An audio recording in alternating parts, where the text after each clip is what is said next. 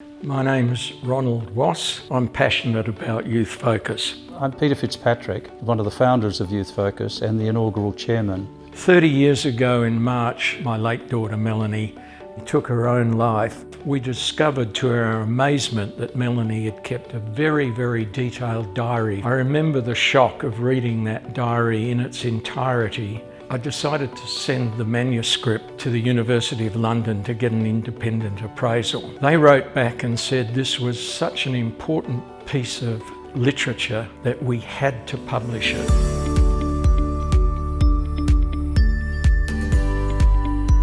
I was also serving as the president of Outcare, which was working with ex-offenders. Around that time, there were some camps being held for youth in search, and I found that the reoffending rate was really high. So I went and spoke to a good friend of mine at the time, was the Chief Justice, and his words was go and turn off the tap. In other words, go and deal with the issues confronting young people and try and prevent them coming into my court system.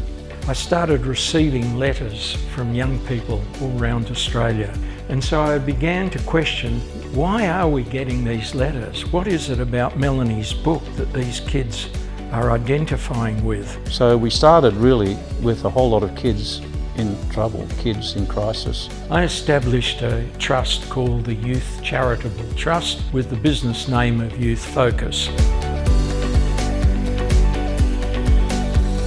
It was pretty nerve-wracking, I have to say. At that time, probably 110 young people turning up on camps. The first thing we did was give them a shower, give them a meal. I then set about getting some funding from lotteries for 3 years for the organisation, and the young people would come into the camp via their particular suburb or region.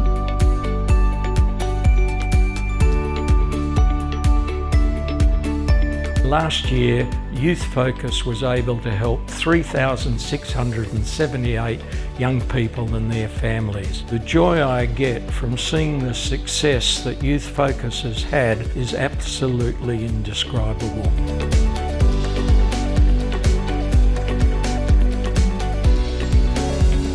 When I look back on that, I really feel I'm very happy with the way in which things have worked out. Hopefully that's made a difference.